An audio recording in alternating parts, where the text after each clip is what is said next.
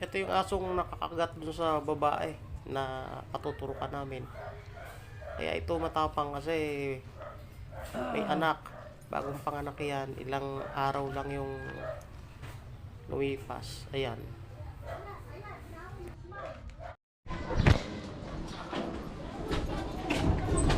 Tara!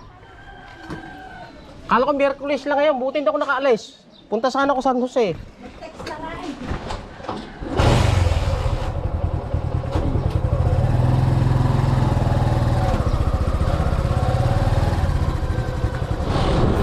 Pupunta po kami ngayon sa Animal Bite Center para paturukan yung babae sa anti-rabies dahil nakagat siya ng aso namin. Bali ito ay pangatlong session na. So isa na lang after this na turok.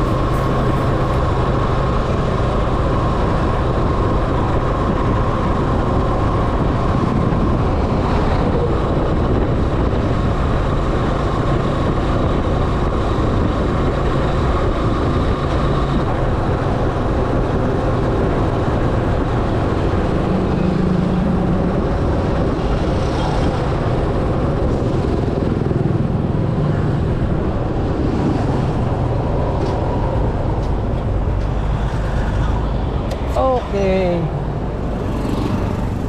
Ayun. Nandito tayo sa Animal Bite Center. Sarado.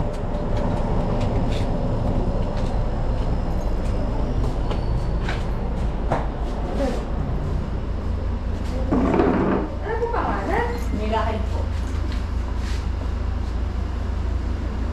Pangatlo ng turok yun eh.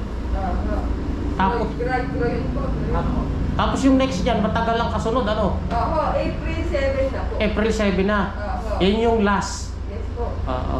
Bali, 4 na turukan. Dati, ang turukan lang 3, ngayon 4 na. Oo, depende rin po kasi sa brand ng gamot eh. Oo. May malakas po kasi ng brand, kaso mas mahal din yun. Yung aking tinurukan ako ni Dr. Bartolome, isang turok lang, yung 2.5 nga.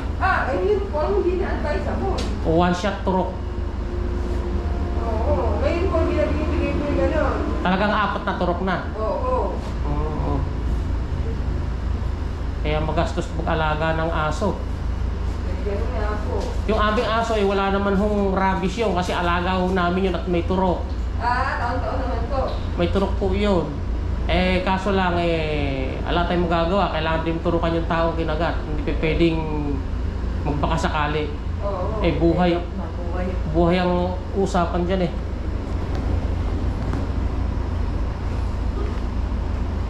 Di baling aso mamatay, wag lang tao eh. Di ba? Oo. Kikita naman po ang ano eh. Pera. Ang pera eh kinikita, ang buhay hindi. Ngayon po kahit patay at buhay magastos Oo nga. Hindi na po sa buhay. Wala kang kalagyan yan eh. No?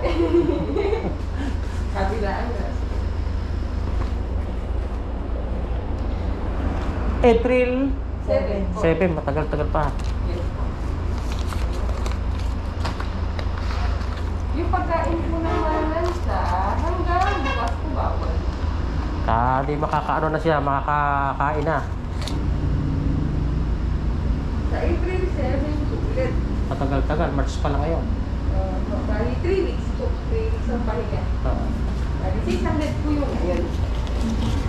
Thank you po. Thank you po yan po.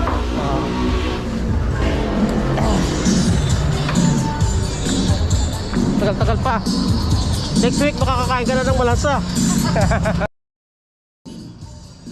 Ayan, pangatlong injection na yan. So kailangan maturukan siya ng 4 na injection. So 4 na session ang kailangan. Every session ay nagbabayad ako ng 600 sa nagtuturok ng anti-rabies. So babalik kami ng April 7, yun ang last na pagpapaturok ng babae.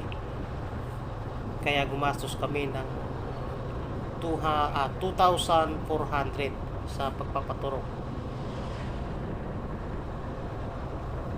Kaya may mga alagang aso dyan, kailangan talaga meron tayong responsibility sa ating mga alaga, paturukan, itali, huwag pawalan.